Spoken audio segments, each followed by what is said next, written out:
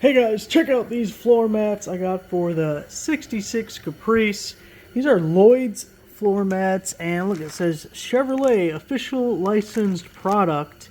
They have them for all sorts of vehicles, obviously. This was specifically listed, or in the listing, for a 66 Caprice. Got all four, the fronts and the backs. They're actually huge, which is great because my carpet isn't wonderful, so this will block a lot of it, and I really like it. I got it embroidered on both the backs and the fronts. We'll look at all of them here in a second as we go.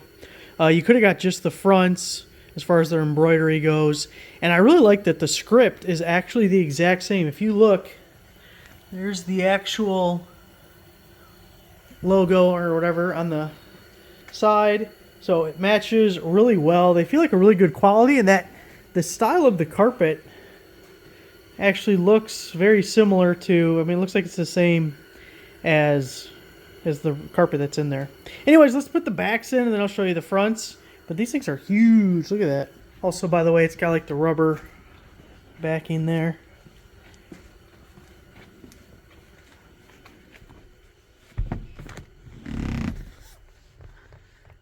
So you can see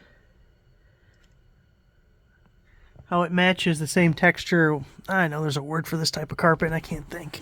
It's like hook and loop or pile or some word, I forget. Alright. There is the first back one.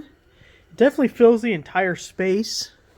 So I got it right up against back here. And there's a seam that separates, I don't know if you'll be able to see it, the front piece and the rear piece of the carpet that runs left to right through the car. And it's right up to that seam. Let's do the next one.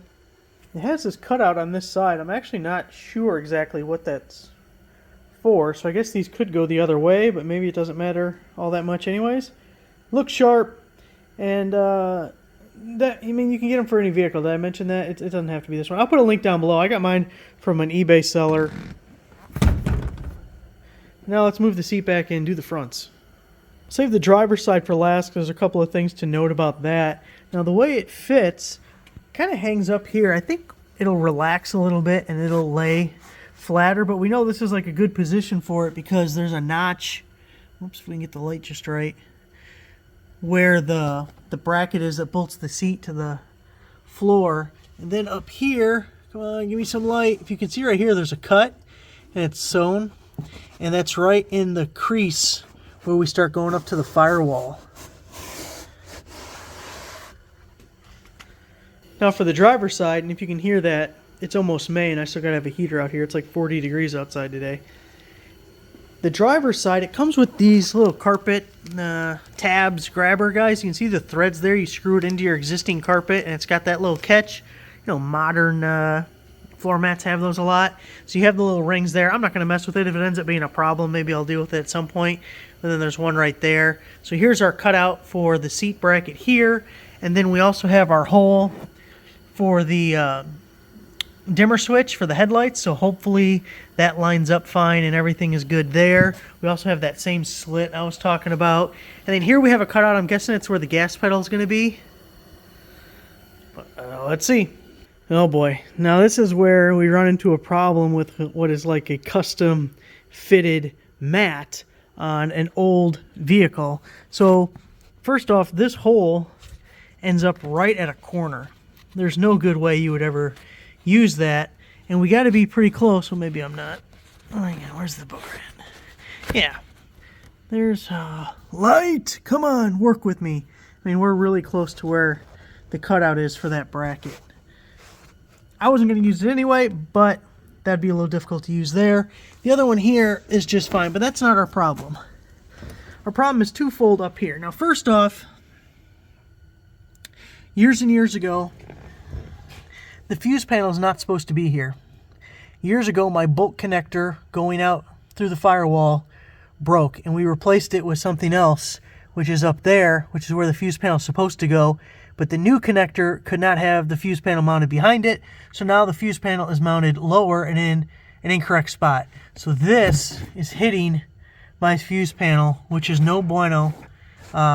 It probably could be fine if I can get it to sit right, but no one else will have that problem. The other two problems I have is on old cars like this, the gas pedal is mounted to the floor. So there's 2 pegs here. They have little balls on the top of them. Think of like a ball end hex on a hex key, hex wrench, and they're bolted to the floor, and it pivots on the gas pedal lever right there. It's all mechanical. Now, back in the day, we had to recreate these floor pans because they were all rusted out and completely gone, which means we had to re-bolt the pegs into their spot down here, which was total like a guess. Just line it up with the thing and put the bolt where it goes. Well, when you're in that situation and your floor mats are cut to be like perfect around the pedal, well, I'm not going to put new holes in the floor just to accommodate a floor mat. So I'm going to have to figure out if I can rework that some way, because I also think if the floor mat's going behind the pedal rod, it's going to stop it from going all the way to the floor, and we can't have that. Might have to just readjust it maybe, the rod out at the carburetor. Now here's the other problem is we're pretty close to lining up. Like I can finagle that, and we're lined up here, but it's not going down enough to click. It's getting hung up on the carpet behind it because like both pieces being pushed down or something. There's a cap on this. So this, what you see, is fatter than the shaft because this is pressing down over it. And if I kind of grab the carpet, don't call me a liar, I still can't get it to work. But I guess that's just, you know, the only problem with something that is like so fitted. You know what I mean? I'm going to play around with it a little bit and I'll give you an update. Decided to go ahead and adjust one of those pegs, which ended up being more of a nightmare than I really wanted it to be. We got the mat all in. Looks pretty good, I think. I don't think I mentioned before now because, I've had such an ordeal with this. So this plastic thing, it's the same one that you see there, but this was the one that was on the carpet. Once I took this off the carpet one, now that works just fine now. And then had to adjust one of those, and that's laying flat. So really good. We also got to play a little game that you guys missed. It's a game I play out in the garage called It's Time for You to Die. And what it is I take a tool, in this case a work light, that spent more time blinding me than illuminating what I needed under here. And in this game, you smash the tool to pieces in the garage in front of all the other tools to send a message. If you don't do your job, you're gonna die. And it's over in the trash can there now in a million pieces. Actually, there's a piece of it right there. There's another piece of it over there somewhere. There you go. There's the hook to it over there. Gotta send a message, folks. Gotta send a message. But now the floor mats I like. So there it is. Thanks for watching.